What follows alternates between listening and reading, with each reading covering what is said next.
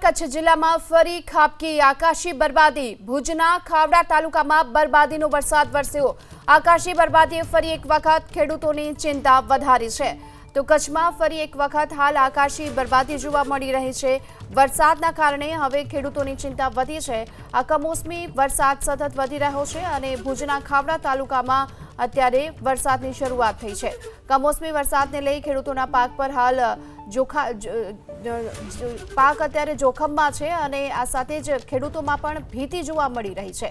તો ખાવડા તાલુકામાં કમોસમી વરસાદની શરૂઆત થઈ છે અને વરસાદ એટલો વરસ્યો છે કે રોડ રસ્તા પર પાણી જોવા મળી રહ્યું છે। આજે વહેલી સવારથી વાતાવરણમાં પલટો હતો અને ત્યારબાદ વરસાદની શરૂઆત થઈ છે। તો કચ્છમાં ફરી એક વખત હાલ આકાશી બરબાદી જોવા મળી રહી છે। વરસાદના કારણે હવે ખેડૂતોની ચિંતા વધી છે। આ કમોસમી વરસાદ સતત વધી રહ્યો છે અને ભુજના ખાવડા તાલુકામાં અત્યારે વરસાદની શરૂઆત થઈ છે। કમોસમી વરસાદને લઈ ખેડૂતોના પાક પર હાલ